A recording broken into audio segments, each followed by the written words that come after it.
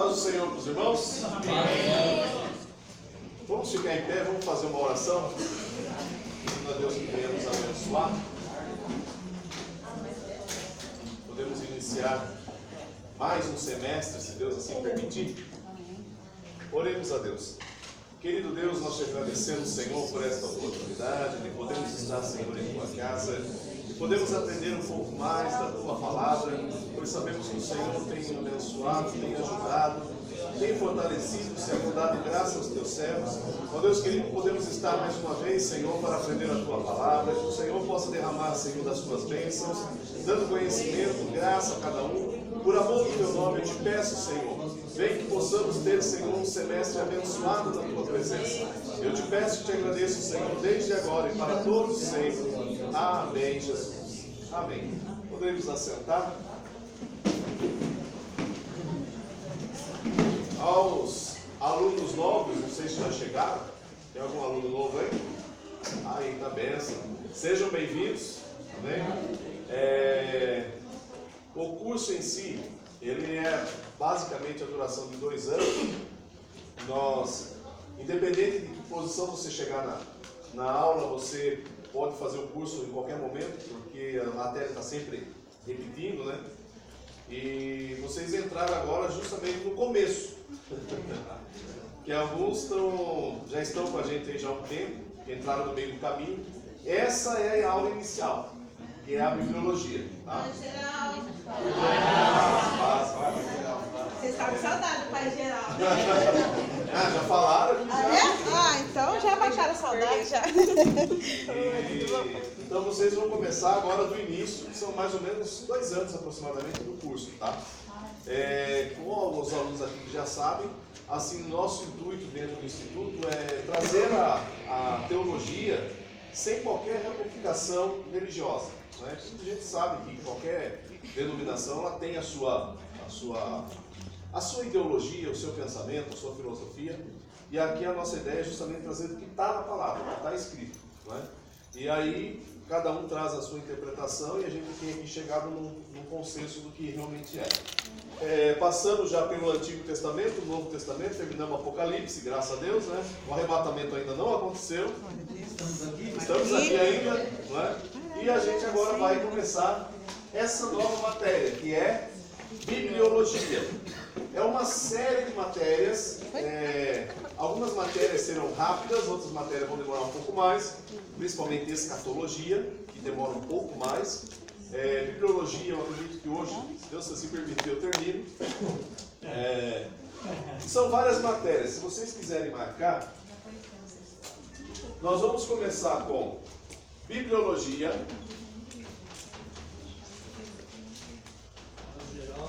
Depois nós vamos entrar em teologia. Mas o curso não é de teologia? O curso é teológico. O que é teologia?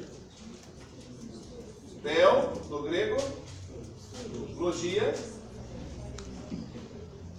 Teo. Deus. Logia. Estudo. Bibliologia. Bíblia. Livros. Livro.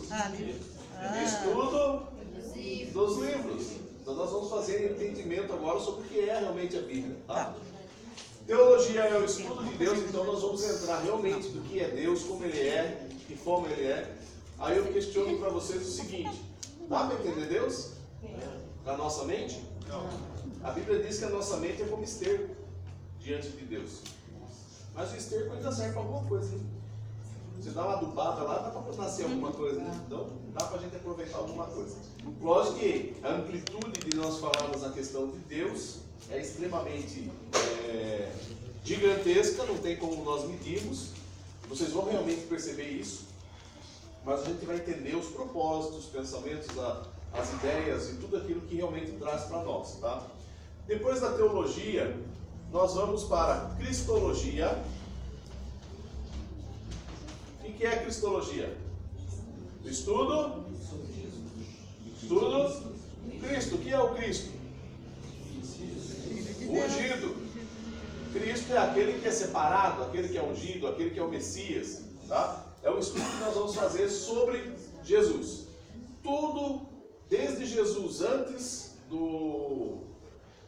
antes de qualquer coisa, dentro dessa questão universal, não é? O que era Jesus antes, o que é Jesus no meio, o que é Jesus agora, e a gente sabe que ele esteve em toda essa plenitude, até se tornar um homem. Tá? Após Cristologia, nós vamos para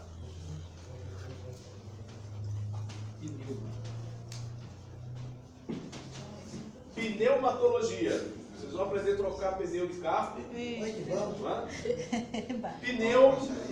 Pneu já vem do próprio nome, grego também, que quer dizer. Vocês que estudam grego, vamos lá. Pneu, sopro, ar.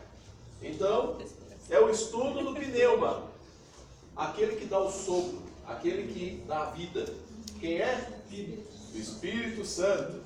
Então nós vamos estudar o Espírito Santo. Depois de pneumatologia, nós vamos estudar vocês estão enxergando aí? Soteriologia. Nós vamos fazer um soteriologia aqui. Inácio Salvador, soteropolitano. Sotério, doutrina da salvação. Soteriologia. Depois nós vamos ter, deixa eu lembrar o outro agora, armateologia. Santo Deus. O que é armateu? Isso aqui vocês são craques, isso aqui não preciso nem entrar no assunto. Isso aqui eu vou passar rapidinho porque vocês fazem todo dia. É o estudo do pecado. Isso aí a gente é pegadeiro. Isso aí já, todo mundo já é doutor já disso aí. Amarteologia, quem mais falta? Antropologia. Ângelo. Eu acho que eu mudei a ordem, tá? Antropologia vai vir aqui, depois desses dois. Semestre? Isso. Antropologia. E depois, por último, escatologia. Antropologia, vocês sabem o que é, né? Vem do homem. Ou seja, o estudo do homem. Como ele surgiu, de que forma ele veio, de que forma ele evolui, de como ele realmente é. E escatologia, escato, final. O estudo final de todas as coisas. O que é o homem? Feito? Deus nos abençoe. Os anjos, não? Faltou angelologia, é verdade. Tem um outro aí que não quer saber muito, não. Vai ter o angelologia, só que eu vou juntar, tá? Angelologia, que estuda os. E também nós temos o demônio. Demoniologia. Por quê? São separados. Anjos e demônios não tem nada a ver. Aí vocês vão perguntar, como assim? Depois a gente explica. Escatologia é o quê? Estudo das últimas coisas. O fim de tudo. Como tudo vai se finar. Armateologia. Normalmente quando vocês compram a primeira coisa que vocês gostam de ler é Apocalipse, né? Vocês gostam de começar do final para frente, não começar do começo. Do início. Assim criou Deus os céus e a terra. Amém?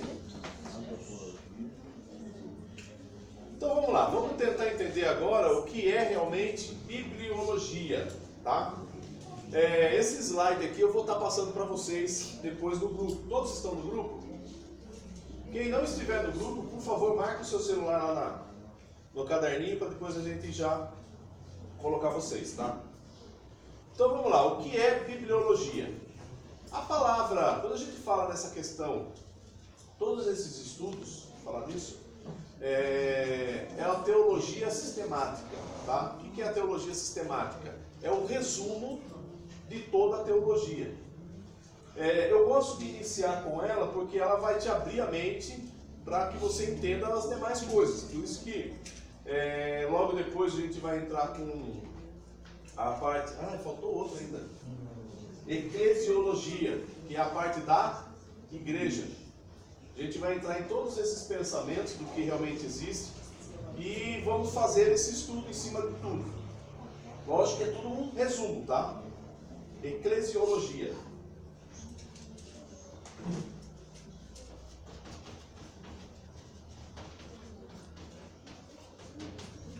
o estudo da igreja. Como a igreja iniciou, como ela deu início. E depois a gente vai abrir esse leque. Aí vamos entrar diretamente na questão do estudo das seitas e heresias. Depois a gente entra em hermenêutica, homilética, que é como estudar a Bíblia, de como você deve falar sobre ela. Depois geografia bíblica e assim por diante. Eu não lembro agora se geografia, cadê a... Maria sabe, né, Maria? Maria, você passou pela hermenêutica, né?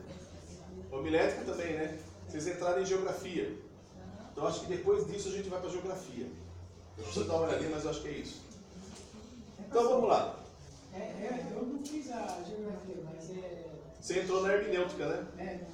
Eu também. Você também. Mas você também faltou depois, né? Então.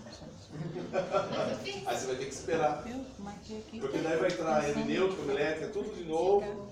Aí você vai ter que aguardar. Ou se você quiser continuar de novo. Escatologia. Porque o que acontece é assim. Se você seguir o fluxo, é uma benção. Né? Entendeu? Os 2 anos você vai estar terminando. O problema é quando você para e aí depois você vai querer continuar, então vai ficar um espaço. Esse espaço vai ser preenchido depois. Ok? Então vamos lá.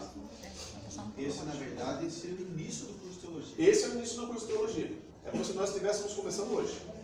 Porque quando nós começamos o instituto, nós começamos com o início da teologia. E começou já no mês de agosto. Aí a gente deu início desde o começo. Por isso que agora ela tornou no meio do ano. Módulo, porque tem essa possibilidade de entrar no mesmo caminho. Você pode repetir depois. Ou se você, por exemplo, que nem vocês entraram, quem entrou agora, que os irmãos estão entrando agora, vai ver essa turma se formando e ele vai se formar depois. Então assim vai. Então vamos lá. Dúvida até aí? Tranquilo? Se vocês passaram pelo Apocalipse, agora é fichinha. Agora é tranquilo. Mas o Apocalipse foi então, né? Foi. Em escatologia a gente vai detalhar um pouco mais. Não tanto, mas... Tem esperança, entender. A escatologia, assim, Apocalipse vocês viram capítulo por capítulo. Já na escatologia nós vamos ver o desenvolvimento total do que por exemplo, o início do arrebatamento e todas as coisas que vão acontecer depois. Isso tudo cronologicamente. Aí fica mais fácil. Vocês viram que Apocalipse joga de um lado, joga do outro, volta lá atrás, vai para frente de novo e retorna. Então fica mais complicado. Agora a escatologia já vai entrar com um tempo determinado. Mais organizado a visão. Sim. Vamos tentar, pelo menos, colocar em ordem. Então vamos lá.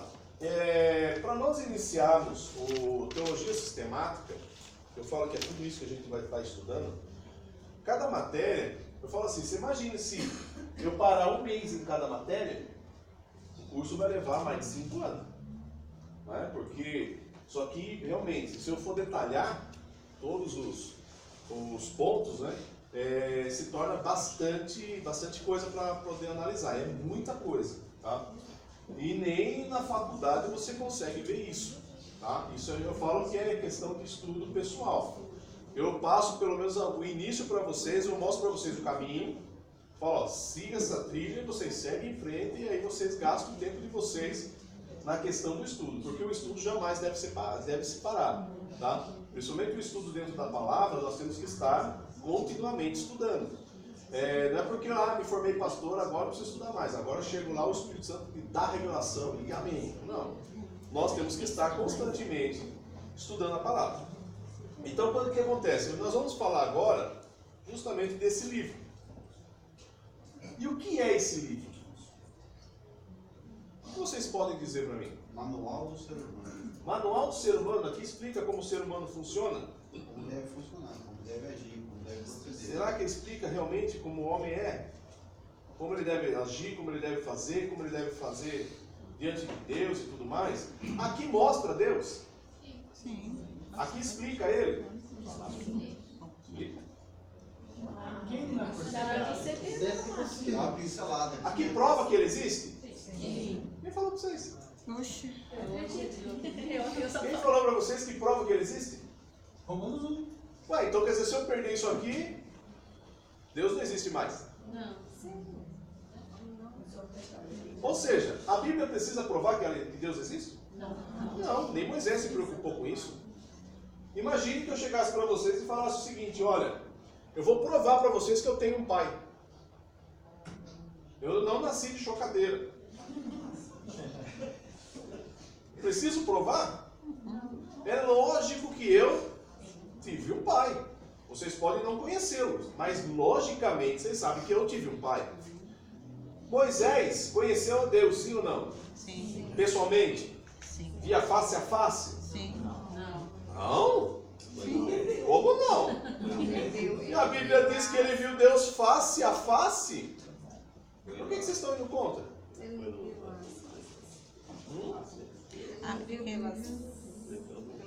É que vocês estão tendo uma confusão na questão da glória dele. Tá. Aí é diferente. Porque nenhum homem consegue ver a glória dele. Tá. E como também a palavra diz que ninguém viu o Pai, até hoje. Ele viu quem? Jesus. O Jeová é Jesus. Aí fala isso com o testemunho de Jeová para você. Vai ficar muito nervoso. Mas assim, Jesus ele esteve presente e falou com Moisés, e a Bíblia diz que era um homem que falava com Deus face a face. Ele entrava no templo, Deus se apresentava e falava com ele. Lógico que não com toda a sua glória. Se ele apresentasse com toda a sua glória, Moisés já virava pó. E esse era o medo de todos os profetas. Chegar diante de Deus. E Deus quer pagar o nosso salário. Qual é o nosso salário? Morte. Pecado. O salário do pecado é? Morte. Então, chegar diante de Deus que é santo e puro, isso é impossível. Para nós, destruição. Mas Deus é tão misericordioso que Ele dá uma pontinha da sua glória só para que você tenha esse prazer de vê-lo. Né? E Moisés então teve esse contato. Agora, Moisés falava com Deus e levava para o povo. Alguém em qualquer momento questionou Moisés dizendo: será que ele existe?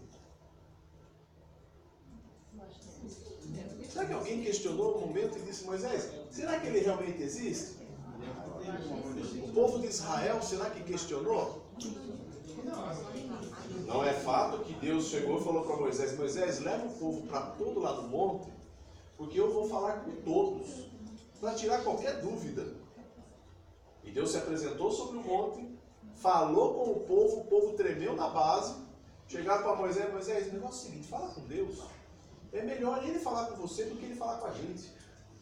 Porque realmente a situação que aconteceu toda complicou para nós. O medo de morrer. Então deixa ele falar com você e a gente acredita que realmente ele está falando e a gente aceita. E você vai perceber isso mesmo depois de Moisés, com Josué, no momento dos reis, que chegam, principalmente em Juízes, que eles entram dentro do templo, falam com Deus e Deus dá a resposta. Sacerdotes assim. Então, provar que ele existe é uma coisa que a Bíblia ela não teve essa preocupação. Por quê? Porque ele existe. Então você chegar e falar assim: eu vou provar para o ateu que Deus existe, está na Bíblia. Ele vai dizer o quê? Não tem como provar isso. Não é? Pela Bíblia?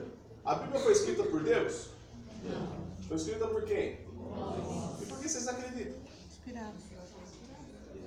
Por que vocês acreditam nela? Ela é a verdade? Que verdade? A verdade existe? Quem é dono da verdade?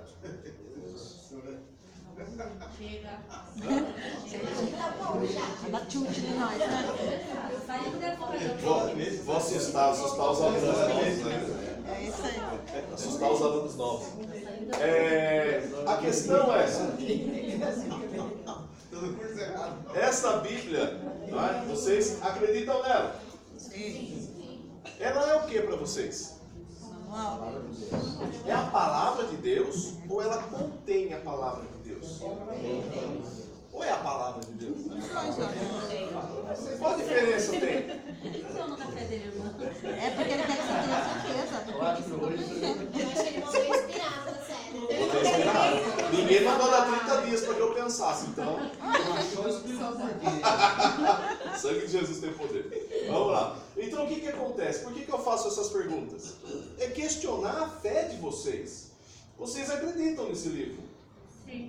Se vocês estão aqui hoje, estão numa igreja, é porque vocês acreditam nele. Concordam comigo? Sim. E vocês já questionaram Já. a Bíblia? Sim. Já questionaram as questões que aqui tem? Antes de converter, sim. E depois que se converteu, largou mão. Por que não há dúvidas mais? Tem erros aqui? Claro que tem, está cheio de erros, gente. Pelo amor de Deus. Tem erro de Davi, de Moisés, de João, tem um monte de gente errando aqui. Vocês sabem que tem erro? No Evangelho, não. No Evangelho não tem erro? E se eu provar que tem?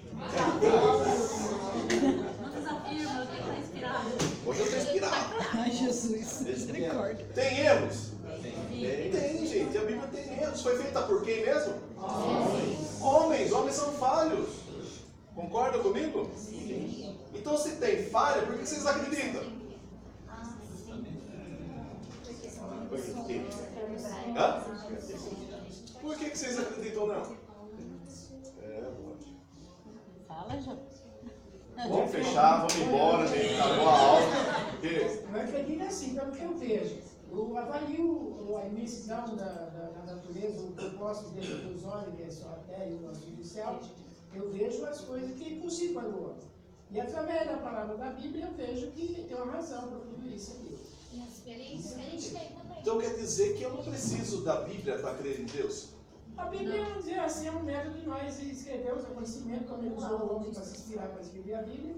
Aí nós se baseamos nisso. Então eu não preciso dela para crer em Deus. Eu, sinceramente, desde criança, eu já sabia que o Espírito Santo Eu não sei, porque uma criança de 4, 5 anos, ela acredita em Deus. Quer dizer que é uma coisa já Se eu natural. Se eu estou aqui, Para crer em Deus, não, mas para entender o seu plano, sim. Pra gente saber como caminhar na presença dele, a Bíblia é pra isso. Mas Então eu volto na questão do irmão, que é um manual. Até porque também ela foi escrita por homens que teve presente com Deus. experiência com Deus igual a gente tem.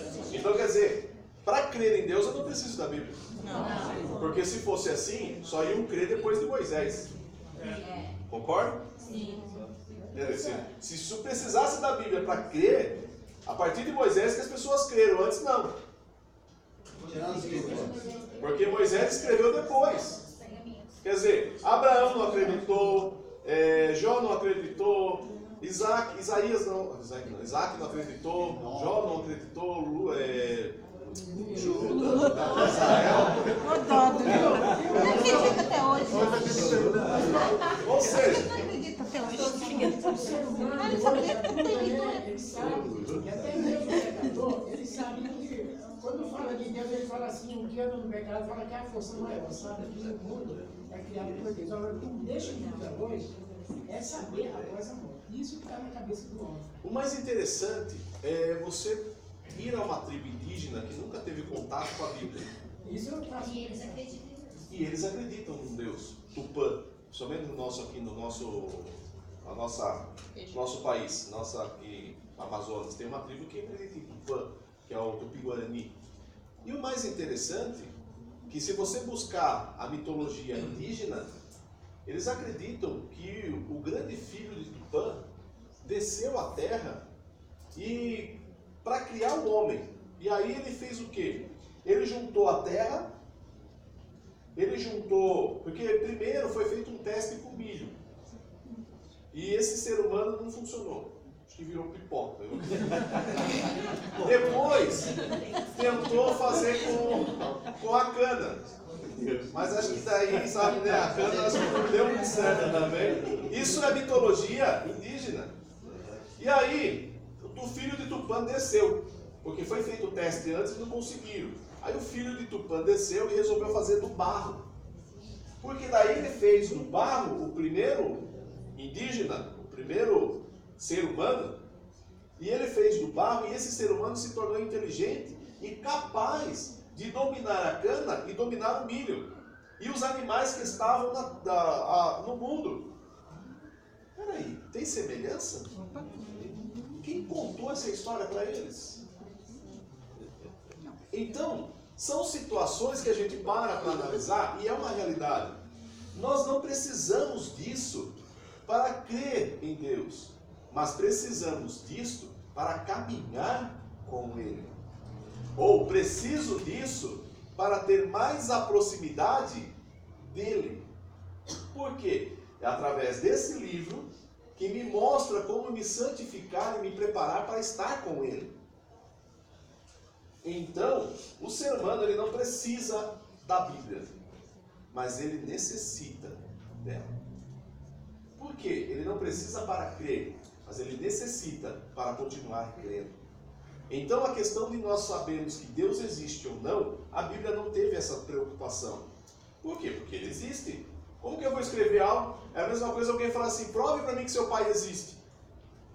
Eu vou falar, qual a necessidade? Eu existo. E se eu existo, foi porque o meu pai existiu. E assim por diante. Então essa é a situação que nós vivemos hoje dentro da palavra. Moisés não se preocupou em provar que Deus existia. Os outros profetas também não. Que se alguém chegasse e falasse, eu não acredito em Deus. Ele falou, você não acredita? Eu te apresento ele. É mais fácil você chegar e apresentar. Pastor, mas Paulo teve essa preocupação de mostrar para os atenienses, né? Sim. Quando ele fala do altar que foi levantado ao Deus desconhecido. Porque eles acreditavam em um Deus. E nele nós nos movemos e ele não está longe de nós, né? Sim. Eles acreditavam em um Deus, que eles sabiam que a preocupação dos atenienses era, vai que existe um Deus que a gente não sabe. Sim, E existe e a gente não está em medo, a gente não pode adorar. De repente vê algum castigo sobre nós, porque nós não adoramos. Então vamos criar um Deus desconhecido. Olha a preocupação de tantos deuses que tinha, que é fazer um Deus desconhecido. Paulo, quando chega, apresenta quem? Jesus. O Deus desconhecido. Desconhecido para eles, mas o conhecido dele. Que era quem? Jesus. E o mais interessante, que é através da palavra, que eu vejo esse Deus encarnado e se apresentando aos homens. Então aquilo que alguns podiam dizer, mas ele nunca veio, ele veio e se apresentou e se apresenta para nós em todo o tempo. Vocês podem não crer nele, mas eu o conheço e gostaria de apresentar para vocês. Pastor, mas tem uma coisa também que prova, eu acho que o primeiro escrito, eu não conheço outro, quando Moisés escreveu na tábua, aquele povo não precisava ele escrever, andavam com Deus, orientado por Deus, e foi obrigado a escrever as leis, tudo, para que eles mudassem o coração deles. Por quê? Porque eu acho que tinha que dar continuidade àquelas palavras que Deus falava para Moisés. É que o povo era tão obstinado à idolatria, que se não é Deus colocar lei, a situação ia complicar. Então, para quê? Regrar. Para quê? Moldar. Para quê? Orientar. É para isso que ela serve. Deu para entender? Tranquilo? Então aqui eu não vou provar que Deus existe. E aí eu vou lá em Romanos. Abra sua Bíblia. Para não ficar somente nas minhas palavras. Já viram isso, né? Falei. Agora quando ficar só nas minhas palavras, vamos pegar um versinho bíblico aí, né? Romanos, capítulo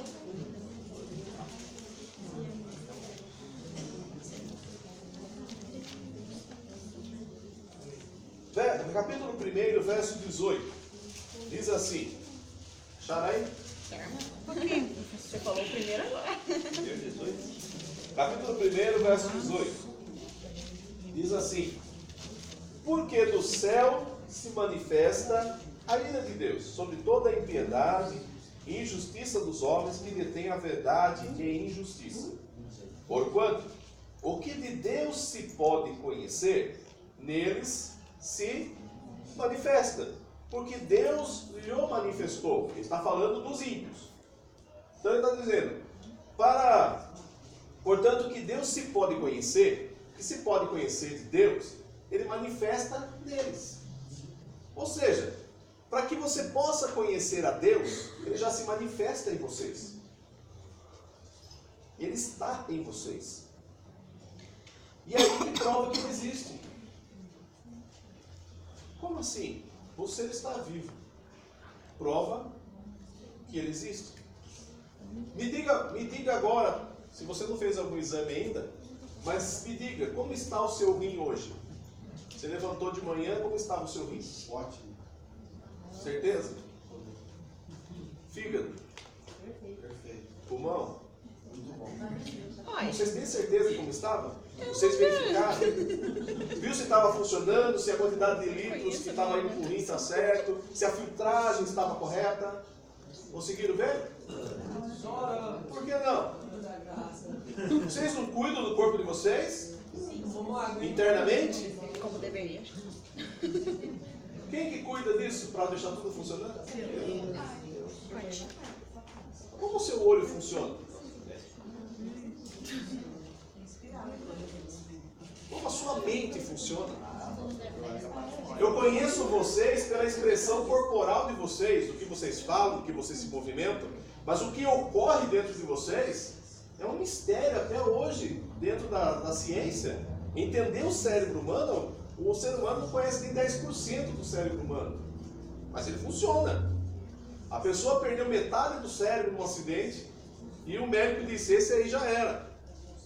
Um mês depois ele está tudo em ordem, seguindo a vida normalmente, com um buraco na cabeça, mas está indo em seguida, funcionando. Como? A gente só usa 7%, né? É gripe. Ou seja, como isso tudo funciona? Como isso tudo está em funcionamento? Você, quando dormiu essa noite, dormiu a noite passada e acordou essa manhã, você já se programou e disse, amanhã eu vou acordar às 7 da manhã, sem relógio de despertar, porque eu tenho autonomia no meu próprio corpo. Fizeram isso? Mentira, eu rodei. Ou seja, eu não consigo ter a minha própria autonomia justamente por quê? Porque eu não tenho controle disso. No momento que você vai dormir, que você vai tirar o seu subconsciente com o seu consciente, isso não vou estudar em antropologia, você vai se desligar do consciente, deixar para o subconsciente, você já se programa, fala, olha, subconsciente, já pega as memórias que eu deixei gravadinhas, tudo aqui pronto, as que eram importantes, as que não é importante, você já pode jogar no lixo, já deixou tudo avisado, aí você dorme, você se desliga e aí você se liga novamente. Você faz isso. Tudo isso é automático? Quem fez isso? Agora, dizer para mim que isso tudo é coincidência, dizer para mim que tudo isso surgiu do nada, que foi uma evolução. A evolução, ela existe. Concordo com cientistas que dizem que realmente ela existe, e ela existe. Vocês evoluíram. A nossa mente evoluiu. Perto do que era Adão e o que nós somos hoje, totalmente diferente. Ou mesmo antes de Adão. Nós evoluímos muito. Mas Adão, não a capa. Sim. Agora, quando você vê um macaco se transformando em homem, por mais que o chimpanzé fique de pezinho, olha lá, é um homem. Ah, mas Senhor do céu, não dá pra falar assim, se você tem parede peludo desse jeito, o problema é seu. Não é? Então, assim, a evolução, ela existe, mas não da forma como ela é ensinada. Então, esse livro, ele vai mostrar para nós aquilo que realmente precisamos. E como eu posso provar que esse livro é a verdade? Como eu posso provar que esse livro é a verdade? Como uma certa vez um rapaz chegou, eu estava trabalhando, ele chegou na minha bancada e eu estava consertando algumas peças ali, chegou na minha bancada e falou assim, você é crente? Eu falei, graças a Deus, pela misericórdia dele. Você acredita na Bíblia? Acredito. Ah, mas foi escrita por homem. Eu falei, quem falou o contrário? Ué, você não acredita que é Deus que escreveu? Eu falei, claro que não. Você acha que Deus ia perder o bom tempo que ele tem para ficar escrevendo? Eu falei, que ele mandou os homens escrever. Ah, mas a Bíblia ela tem um monte de erro. Eu falei, tem, se quiser eu mostro para você mais erro ainda. Isso que você nem sabe. Erro que você nem sabe ainda. Aí ele falou, agora, eu posso mostrar para você que ela é a verdade. Aí ele falou, então prove. Então vamos lá. Peguei, eu tinha uma Bíblia no computador, comecei a pegar os versos. Falei, quando que o homem foi para a Lua? Ah, isso foi em 59. E a Lua, como ela é? A Bíblia dá detalhes. A Bíblia dá detalhes de como é o núcleo da Terra. A Bíblia dá detalhes de como a chuva funciona. A Bíblia dá detalhes de como nossa dentição é. A Bíblia dá detalhes de como funciona o nosso universo. A Bíblia dá detalhes de como realmente o nosso organismo é. E como tudo deve ser. A Bíblia dá detalhes de coisas extraordinárias que até a ciência ainda não descobriu. Mas ainda há detalhes que Einstein colocou e que muitos dizem, não, ele falou a verdade, mas pela Bíblia também é a verdade. Foi como que as pessoas do passado sabiam disso? Como descobriram isso? E aí comecei a mostrar. Aí ele falou, rapaz, eu vou começar a ler. Ele falou, leia mesmo. Porque ela é a verdade. Por mais que haja erros, esses erros são humanos, para mostrar que realmente foi escrito por homens. Mas em nenhuma forma ela modifica aquilo que realmente Deus deixou para nós.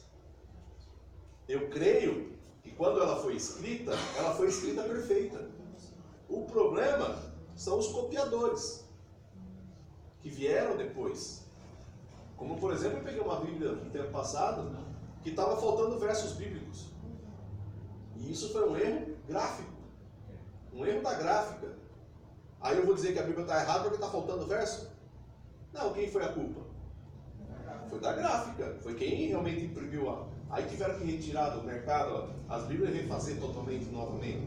Então, quer dizer, pode ocorrer cópias erradas. E agora, quem garante que essas cópias não sofreram modificações? E não teve alguém que foi lá e falou, vamos enfiar um negocinho aí para, né? E é isso que eu quero mostrar para vocês a partir dessa bibliologia. Mostrar que realmente ela é fidedigna, ela é fiel. E ela é a palavra de Deus. Por mais que contenha a palavra do diabo aqui também. O diabo não falou aqui? Falou até com Jesus. Falou ou não falou? Uma vez eu falei com o irmão, mas a Bíblia tem é a palavra do diabo também. Como assim, irmão? Falei, não falou com Jesus? Não é a palavra dele? É Deus sobre Jó. Não é? Então, assim, ela é a palavra de Deus. Mas nós precisamos entendê-la como ela chegou até nós. E quais foram as mudanças que tiveram. Quem foi o cara que falou que esses livros aqui estavam certos? Quem foram as pessoas que disseram que o Novo Testamento estava correto? E os outros livros? Como, por exemplo, na Bíblia Católica existem outros livros. E por que eles não estão na nossa? Que mudanças tiveram? Quem realmente disse, olha, isso aqui não serve? E é isso que vai acontecer. E aí, imagine 70 anciãos juntos, mais de 77 anciãos juntos. E a ordem é, traduzam, não importa como. Traduzam. Do hebraico para o grego. O que era pior, imagine o seguinte, dentro do hebraico, você não tem vogais, que os judeus tiraram. Então vamos imaginar assim, vou colocar aqui, pastor. O que aconteceu? Não tem vogais. Dá para entender que é pastor? Não dá, né? Então ficava difícil. Principalmente nas questões das vogais faltando, você só tem consoantes. Então coloca-se os códigos para dizer o que era cada letra. Mas para que isso? Para que eu e você não tivesse a oportunidade de estudar a palavra de Deus que foi para os judeus. Os judeus abraçaram a causa da palavra e falaram, não, esse livro é nosso, é da nossa equipe, do nosso grupo, e não deixa a gente descobrir o que é. E ficaram com a Bíblia só para eles. Então foi feito tudo em código, por isso que depois é chamado de códice. Foi tudo feito em código, tudo escrito em código. Somente os sacerdotes podiam traduzir, até que Alexandre o Grande, Alexandre Magno, conhecido como Alexandre o Grande, foi o grego que conseguiu fazer o desenvolvimento geral do planeta, fazendo com que tudo funcionasse em torno do grego, e as pessoas começaram a falar o grego, e isso tudo, a gente vê a mão de Deus trabalhando, e chega lá em Jerusalém, uma biblioteca enorme, e para os gregos, adquirir o conhecimento é a leitura, é o estudo, igual brasileiro, né? A gente vem dessa descendência grega, que a gente gosta de estudar, gosta de ler. E aí, a ideia deles era entender o que realmente existia, porque o pensamento deles, principalmente do filósofo, deixa eu lembrar o nome dele agora, Platão, acho que é Platão, ele diz o seguinte, através do conhecimento e através da filosofia, você pode se tornar um Deus. Platão, né? Platão, acertei. Então você pode se tornar um dos deuses, era melhor. Né? Um dos deuses, pode? Pode se tornar um dos deuses. Aí, qual era a ideia dos gregos? Quanto mais estudar, quanto mais você conhecer, eu vou me tornar um Deus. O mesmo pensamento que foi lá de Adão e Eva, não lembra? Então, a partir do momento que vocês comerem desse fruto, vocês vão se tornar semelhantes a ele.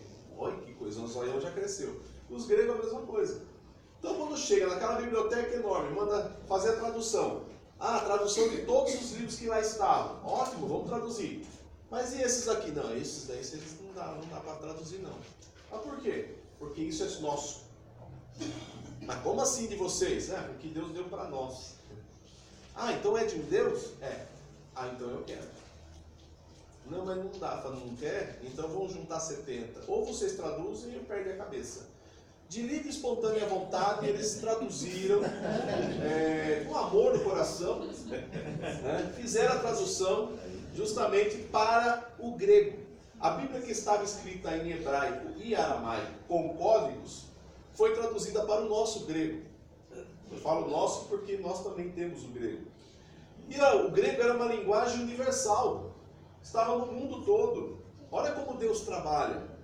E aí, após o grego, veio os romanos. Com a entrada dos romanos, e a história dos romanos é toda a estrada leva a Roma, todo o caminho leva a Roma. Por quê? Eles construíam estrada por onde passavam, por onde dominavam povos, para que fosse até a Itália. Todo o dinheiro, tudo que era adquirido, ia tudo para Roma. Então, foram os maiores construtores de estradas. Se você for para a Europa, ainda é possível encontrar estradas que estão ainda feitas pelos romanos. Então, em todo lugar que se você chegasse lá em Israel, já no ano 70 depois de Cristo, qualquer rua que você pegasse, vai dar onde? Em Roma. Então, todas as ruas levavam a Roma. Qual foi o propósito de Deus? Agora, o grego, dominando o mundo, todo mundo falando grego, mesmo os romanos chegando, falando latim, eles preferiam o grego para falar. Que é uma linguagem mais fácil, é uma linguagem simples, principalmente que era o grego koiné, koiné quer dizer simples, então quer dizer uma linguagem simples, então ficava mais fácil, então todos eles falavam grego. Aí tem aquele pastor que diz assim, não irmão, Pedro era ignorante, Pedro não tinha conhecimento. Espera um pouquinho, Pedro era pescador, não era? Então para fazer negócio e vendas, ele precisava falar o grego. Concorda? Como ele era judeu e vivia no meio de Israel, ele falava também o aramaico, que era a linguagem popular. E como os romanos tomaram conta do lugar, e para ele fazer as negociações, principalmente nas alfândegas, ele tinha que falar o latim. E mesmo assim, quando ele ia para o templo, ele tinha que conhecer pelo menos um pouco, dentro da sinagoga, um pouco do hebraico. 4 línguas. Aí eu perguntei ao pastor, o senhor fala quantas línguas? Aí depois o irmão falou assim, por isso que eles ficam bravos com você, né? Irmão, para você dizer que é uma pessoa ignorante que fala 4 línguas, ele podia não ter conhecimento da lei ou da palavra, mas se Jesus o escolheu, quem sou eu para dizer que ele é ignorante? Ignorante sou eu. Concorda? Vocês são chatos, hein, falando que eu sou ignorante. Mas tudo bem. Aí o que acontece? Com a entrada dos romanos, a linguagem grega está espalhada pelo mundo todo. A Bíblia agora está em grego. Falando Bíblia, mas estou falando do Torá, ou do Tanakh, que é justamente o Pentateuco, mais outros livros escritos pelos judeus, como Isaías, Isaac e os outros livros escritos. Isaías, desculpa. Aí, tudo escrito em grego. Isso se espalha pelo mundo. Então, quer dizer, a oportunidade foi aberta justamente na época em que Cristo chega. Quando Cristo chega, a palavra já está espalhada por tudo quanto é sinagoga em grego. Em grego. Por quê? Porque houve essa transformação. Então, vamos pensar o seguinte. Se nós pegarmos lá o primeiro Primeiro passo de Moisés. Os primeiros passos de Moisés. Quando chega até Moisés, a Bíblia, ela não era falada, ela não era escrita, ela era falada. Era contado histórias. Então, por exemplo, se nós pegarmos Adão, Adão passou para os filhos sobre Deus como? Falando. Os seus filhos também aprenderam falando. E assim foi desde Abraão, não é? Passando por Noé e tudo mais, vamos embora, tudo. A Bíblia era passada oralmente. Não havia escritos. Mesmo que os escritos surgiram em torno de 3.500 a.C., já com os persas, quando esses escritos começam a aparecer, e era chamado de cuneiforme, que eram feitos de cunhas, depois eu mostro os slides, essa linguagem ela começou a ser passada, até chegar no vocabulário, e aí o hebraico também já começou a se adaptar, e aí a partir dali, na época de Moisés, saindo do Egito, a preocupação de quê? Escrever o livro, para que isso levasse de gerações a gerações. Bem, o primeiro que Moisés escreve, que Deus fala, Moisés não, né? Deus chama Moisés e fala, vamos lá, vou te passar a lei. Vamos lá? O que Deus faz? Escreve aonde? Nas pedras. Quem cortou a pedra? Foi? Deus. Deus foi lá, cortou a pedrinha, ele gravou na pedra, então aquela lei ficou gravada em pedra. Lá vem Moisés com 2 pedronas no braço, né? Já viram aqueles filmes, né? Com as leis carregando no braço. Aí quando ele chega lá embaixo, o que o povo fez? Já fazia mais de 40 dias que Moisés tinha sumido. Ele falou, Moisés foi arrebatado, né? Nós ficamos largados aqui. Chamaram Arão. Arão, vamos fazer uma festinha aí, vamos adorar um Deus? Ah, vamos fazer um bezerrinho. Fizeram um bezerrinho de ouro. Moisés está descendo com as placas. Quando Moisés vê aquilo, o que ele faz? Vai no chão. Ele joga, ele estoura. Tem um filme que ele estoura, abre um buraco no chão assim, que cai todo mundo dentro. Eu falei, nossa, que coisa mais linda de ver. Não tinha nada a ver. Mas tudo bem. Ele joga e estoura as pedras. Mas ele jogou o quê? As pedras. As leis que estavam escritas em? Pedras. Você acha que Deus gostou? Beleza. Terminado o fato que vocês já conhecem, Deus chama Moisés de novo. Moisés, vamos lá. Vou escrever de novo a lei. Só que agora vai ser um pouco diferente. Você corta as pedras e eu escrevo. Não é justo? Quem quebrou? Então você corta as pedras e eu faço a escrita. Eu fazia passarinho. Ou você copia. Ou seja, então, a palavra, ela foi escrita também em pedras, ela foi escrita em cerâmica, em argila, foi escrita também em ostras, foi escrita em papiro, tá? O papiro nada mais é daquelas plantas aquáticas que você corta, não é? Você faz a prensa, até hoje é feita assim no Egito, principalmente para os visitantes que ali vão. E esse papiro, ele se torna mais fácil porque até no momento dos reis da palavra, você vai ver que a Bíblia estava escrita em rolos. E o que era interessante? O rolo nada mais era, você pegava, por exemplo, o animal, tirava a pele, você tratava essa pele para depois escrever. Até hoje, alguns colocam assim que essa escrita, essa tinta que era escrita, ninguém sabe como ela era feita.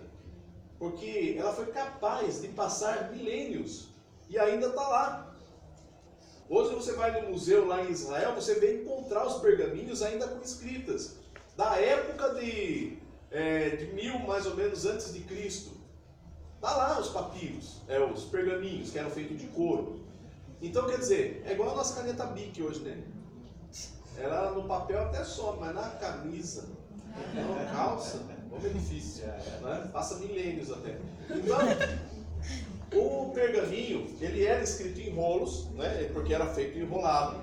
Não havia capítulos, não havia versículos. Do jeito que começava, tinha que terminar. E o que é interessante, você chegava com um rolo, que às vezes era pesado, você tinha que abrir, e do que era aberto, você lia. Terminou, você enrolava de cá e deixava guardado para a próxima leitura. Então a leitura ela era consecutiva. Então a leitura dentro das sinagogas era feita desse jeito, principalmente para os sacerdotes ensinarem. É igualzinho hoje. Os pastores chegam. Hoje Deus vai dar uma palavra para nós. Né? Ou seja, faz a escolha no erro ali, naquela situação de escolha. Né? Ou aquelas irmãs que vai fazer negócio, né? Senhor, faço ou não faço o negócio? Não faça negócio. Eu falo nisso numa festa de aniversário, minha esposa estava presente, ela lembra disso. Um irmão, nós éramos jovens ainda na época, ele sofreu um acidente de carro e ele quebrou as duas pernas. Ele estava na cadeira de roda. E aí, nós fomos fazer uma oração pelo irmão e era aniversário dele. E aí chegou todo mundo e tal, vamos comemorar e agradecer a Deus porque o irmão sobreviveu ao acidente e tudo mais, o irmão na cadeira de roda. E aí chamaram o irmãozinho, irmão, traz uma palavra. Ah, irmão, pode deixar. Oh, Jesus, dá graça. Uma palavra para você, irmão, ele olhando para ele. Vou ler, Deus mandou falar. Tu tens a testa de uma prostituta. Mano do céu. Aquele dia ficou tão chato a situação que todo mundo falou assim, vou embora. Depois dessa, não, foi Deus que mandou entregar. Irmão, na sorte. Tem gente que gosta daquela caixinha de promessa, né? Eu sempre fazia essas coisas. Eu até dei um presente para uma pessoa assim. Mano, isso é caixa de promessa. Então, pastor, mas eu já cheguei até a abrir o salmo assim. O que o pastor está falando aí, eu já faço isso, fazia. Acho que não vai mais. Quando sai dos mapas, como é que faz? Eu falo assim, Tem que viajar. eu falo assim.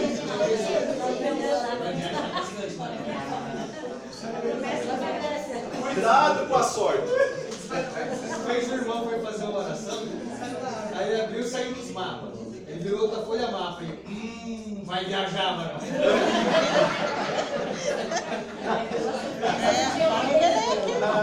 Ficou total, né? Sair da folha em branco é porque Deus não quer falar nada. Complicado. Então a gente tem que tomar muito cuidado com essas coisas. Porque assim, às vezes você vai em casa de crente, Senhor, tem misericórdia. Tá lá, a Bíblia aberta, Salmo 91.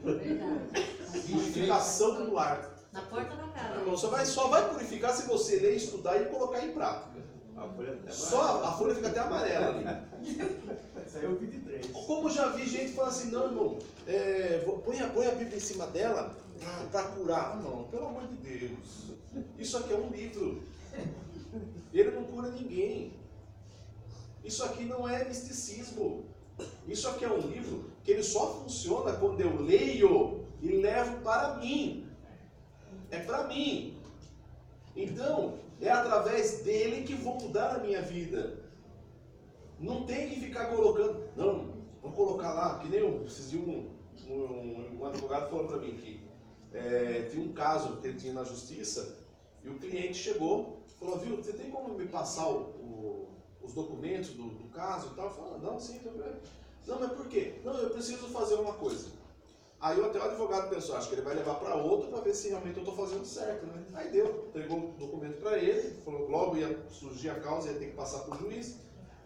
Passado uns 15 dias, o rapaz trouxe de volta o documento.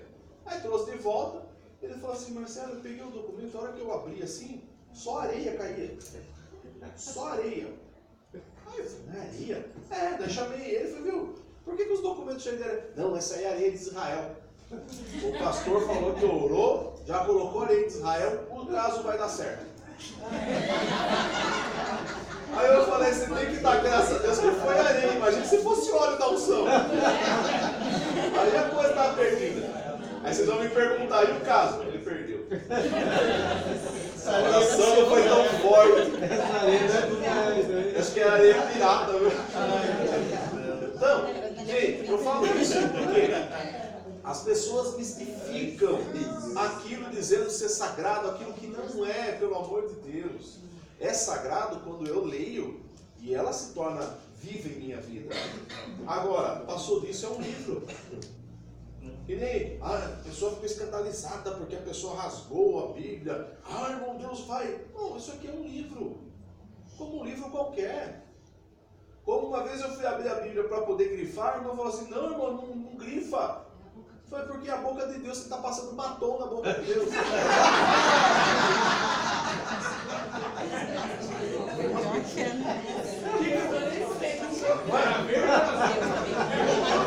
Vermelha, né? Então, são coisas assim que não tem nada a ver. Isso aqui é um livro, como qualquer outro livro. Ele se torna a palavra de Deus quando eu leio. Aí ela se torna a palavra de Deus para mim. Por quê? Por exemplo, existem pessoas que já leram isso aqui, tudo, e continuam na vida que está.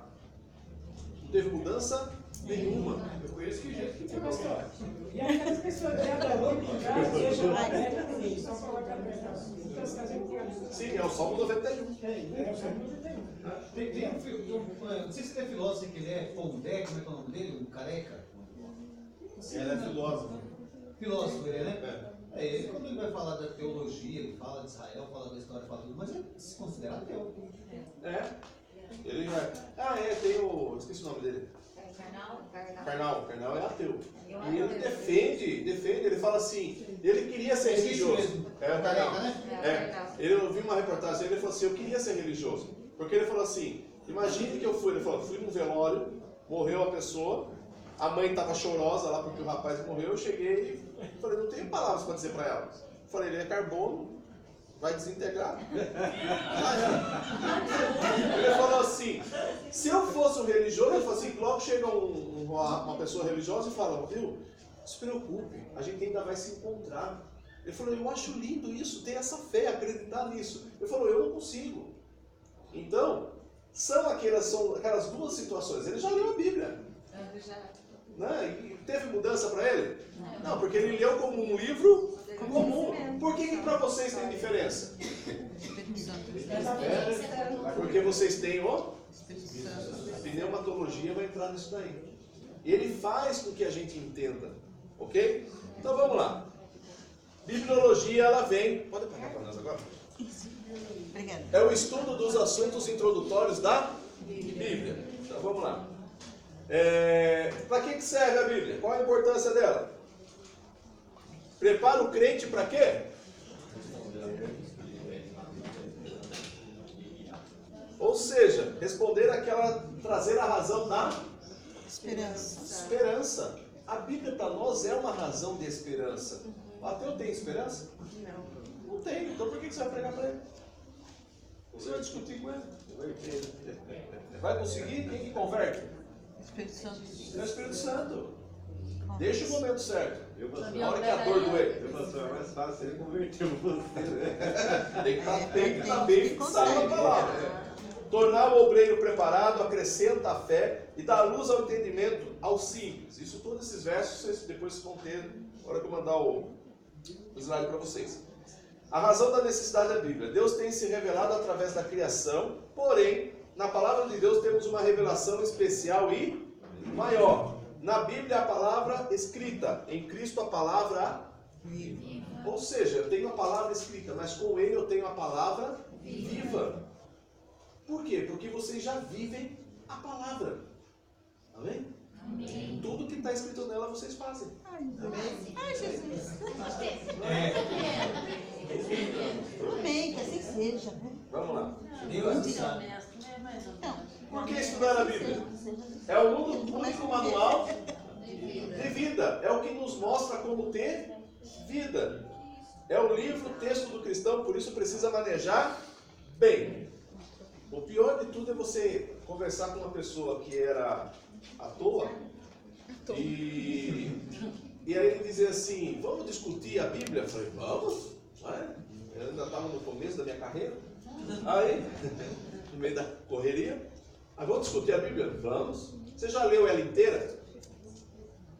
parei e falei, Começou ruim. não, então não tem como discutir. Como você quer discutir Bíblia comigo se você não estudou ela e você que é crente e diz que ela é a palavra de Deus? Tchau. Eu fiquei e falei, nossa, que vergonha. O camarada não é crente, leu toda a Bíblia, eu que sou crente, e acha que eu sou o bom, nunca li nada. Gente, isso para mim foi uma motivação. Por isso que vacila, né? Motivação. Ou seja, depois que eu li inteira, porque faltava só alguns livros. Aí depois que eu li, falei, agora podemos conversar. Eu falei, vamos conversar. Aí fui tentar convencer ele, estava quase me convencendo. O que faltava? Experiência, o Espírito Santo. Por quê? É Ele que vai te ajudar nessa. O Espírito Santo vos fará lembrar. Não é o que Jesus mesmo disse? Não se preocupem com o que vão falar, porque o Espírito Santo vos fará lembrar. Mas se eu não leio a Bíblia, vai lembrar o quê? Porque ele falou isso para os apóstolos. Os apóstolos viveram com ele 3 anos e meio e tinham na mente tudo aquilo que eles passaram. Então ficava fácil lembrar. Mas eu e você, se eu não leio, como que vai lembrar?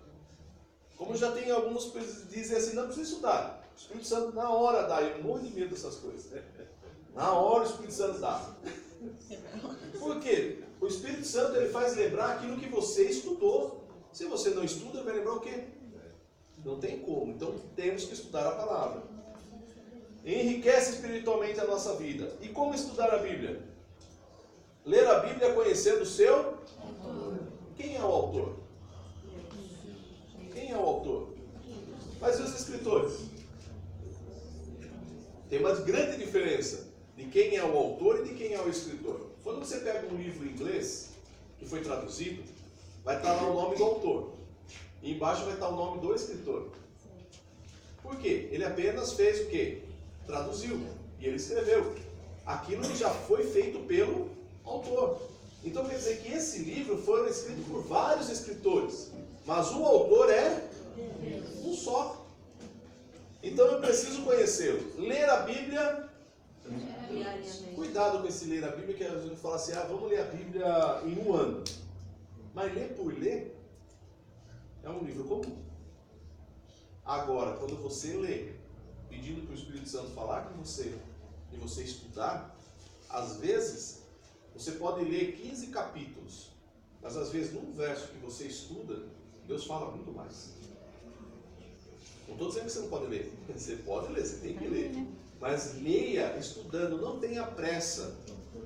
Porque eu quero, não preciso estudar a Bíblia, porque se eu não ler todos os livros, misericórdia. Não, você tem que ler.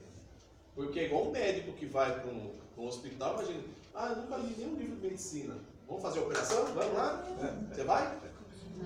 Não vai, né? É a mesma coisa. Vocês vão para a igreja e tem pastores que até hoje nunca leram a Bíblia. Nem sabia. Nem sabe ler já é cruel. No país que a gente vive, falar que não sabe ler, pelo amor de Deus. Pelo amor de Deus. Eu não creio. Eu sou incrédulo nessa parte. É verdade. E é pastor? Pastor. Tem 3 Ó, a irmã aqui, ó. É a mesma pessoa. Só na hora não precisa que leva. Aí é uma questão também da pessoa não tem interesse também, né? Porque hoje em dia... O que a Bíblia fala sobre o obreiro? Quando Paulo fala para Timóteo, e fala para Tiago, e fala para Tito, sabe as sagradas letras. Como que eu vou separar um obreiro que não sabe as letras? Que manuseia bem a palavra. Que manuseia bem a palavra. Como? O Espírito Santo está na hora, é só revelação. Aí então já não é pastor, aí é revelation. Vamos lá. Os livros antigos, está vendo o rolo? Esse rolo é feito de papiro, tá? Na época que os papiros começaram a ser produzidos, que antes era o pergaminho, que era feito de couro de animal, ficava mais difícil, ele era mais pesado. Diz a história que quando o rei James, na Inglaterra, pediu uma cópia do Antigo Testamento, precisou de 3 carroças levando os livros. Por quê? Eram rolos, eram pesados. Imagina você ir na igreja. carregando esses montes de livros, um monte de rolo. E o mais interessante é que você vê a evolução desses livros dentro da Bíblia. O profeta Ezequiel, quando Deus tem um encontro com ele, fala assim, ó, come desse rolo. Não é?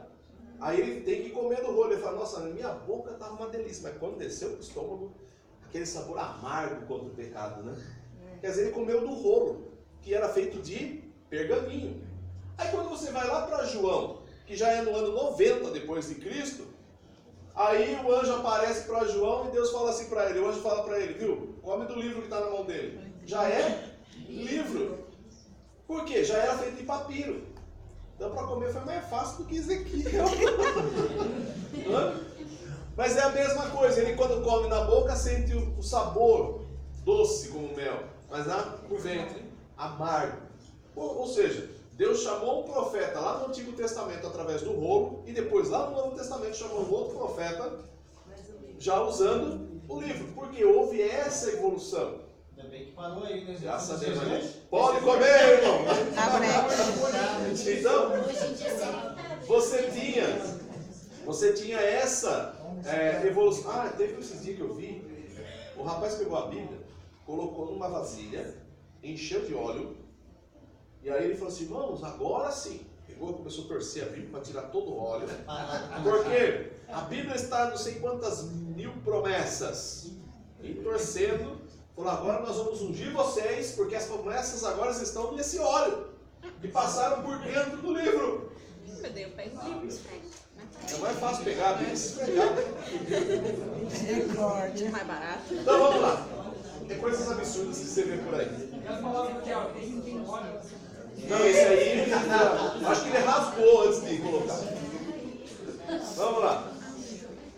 A escrita, basicamente, depois do ano 3000, era hieroglíficos, né? Que eram desenhos para mostrar a evolução das letras, tá? Aí na Suméria começa a surgir as primeiras escritas, né? Opa, pra frente, aí. E essa é a escrita cuneiforme. Aqui não vai dar para ver, tá? Mas depois em casa vocês conseguem abrir, ampliar, vocês conseguem ver como era cuneiforme. Eram feitos de cunhas, tá? As letras. Aí você tem a evolução, tá? De como ela começou a se transformar no alfabeto, tá? Do desenho ao alfabeto. Eu não vou entrar nesses detalhes porque é só mais para vocês conhecerem, tá? E aí a origem da escrita começa lá com milhares de pessoas escrevendo nas cavernas, né? Desenhando, e aí ela vai se transformando para se tornar justamente as palavras, tá? Aí começam a surgir os vocabulários lá, o alfabeto. E a origem do alfabeto começa lá na Caldeia, principalmente para nós, que é da região já de Abraão. E aí vem as primeiras, que foi a pedra. Lembra que eu falei de Moisés? Eu olho aqui e vejo lá. A pedra escrita em hebraico, com a sua numeração e a sua escrita, que eram os 10 mandamentos. Então, ela foi feita, escrita em pedra. E essas pedras depois foram colocadas dentro da arca, não é? Então, foi colocado dentro da arca, juntamente com a vara de Arão e tudo mais, o potinho lá com o maná, e a arca desapareceu, tá? E alguns alegam que ela está lá na África. E quando Salomão fez um contato com como é o nome da princesa lá que foi visitar ele? Rainha de Sabá, né? A Rainha de Sabá, e ela tinha levado a arca, porque ele já estava prevendo que haveria uma invasão, então seria melhor esconder a arca. E isso é história ou mitologia do passado. A gente sabe que a arca ela não está aqui no planeta. Ela está no céu. Que a gente viu lá em Apocalipse. Tá? Feito peças de cerâmica, rolos feitos de papiro, pergaminho e codex, tá? Porque eles eram feitos de código, tá? Como eu falei para vocês lá no hebraico. O texto e a Bíblia foram escritos em diversos materiais, pequenas placas, argila e em pergaminho. Esse é o cilindro de Ciro, tá? Que é um artefato cilíndrico que mostra o registro autorizando o retorno dos judeus. E isso foi encontrado. Então, para nós, é um fato totalmente claro para nós que o que a Bíblia estava mostrando foi real. Aqui Ciro está liberando o retorno dos judeus para a sua terra. Onde está escrito isso? Esdras, Neemias e quem mais? Ageu. Guiar o retorno. Então aquilo que está escrito foi provado através do achado arqueológico, tá? E olha como era escrito, né? Facinho de ler. E deu trabalho para fazer tradução, porque essa língua era uma linguagem morta. Só que consegue justamente por causa da Pedra de Roseta. Já ouviram falar da Pedra de Roseta? Napoleão Bonaparte, já ouviram falar? Ele foi lá lá no Egito, roubou umas pedras lá e trouxe de volta para a França e ficou guardada, chamada Pedra de Roseta. Em 1918, 20, não lembro agora, um pesquisador começou a perceber que haviam 3 linguagens nessa pedra, que eram o hieroglíficos dos egípcios, havia o grego koiné e também havia esse do Ciro, que era a linguagem do Ciro. O que ele fez? Ele percebeu que as três camadas de palavras eram a mesma, que era o dito de um rei para 3 linguagens, para 3 países. Então ele escreveu em 3 línguas, a mesma coisa. Então ficou fácil, porque o grego koiné é fácil de estudar. Ele aproveitou o grego koiné e começou a traduzir o restante. Por isso que hoje a gente sabe o que está escrito nas pirâmides, porque até 1920 ninguém sabia. E depois disso também agora a gente sabe o que está escrito na pedra do Ciro. Essa é a Pedra de Roseta. Ela tem 3 partes. Está vendo a primeira parte em cima, depois embaixo, a outra aqui, com 3 linguagens diferentes. Tá? E a Bíblia ela foi escrita em papiro, pergaminho, em madeira, tá? Aqui cerâmica e o codex, que depois, quando o papiro surgiu, foi escrito em papiro e colocado 2 madeiras para fazer de capa, que é semelhante ao que é o nosso livro hoje, tá? E a evolução que chegou. Hoje, graças a Deus, a gente não precisa mais de livro. Hoje tudo é online, né? E o mais interessante, né, que o papiro a gente tem até hoje, com milhares de anos. E eu fico imaginando se um dia acabar o planeta e tudo que a gente tem está tudo em pendrive, tudo em HD, e desaparecer. Alguém vai dizer, não, mas teve população naquela época. Quem disse? Não tem nada escrito. Acabou. Então nós precisamos tomar cuidado. O papel é uma coisa que perdura. Digital, só Deus sabe. Deixa alguma coisa escrita aí. Deixa alguma coisa escrita. E os pergaminhos e papiros, eles eram guardados nesses vasos, tá? E guardados para poder manter isso em segurança. Ok? Vamos tomar um café, a gente já volta? Daí eu já falo sobre os EC.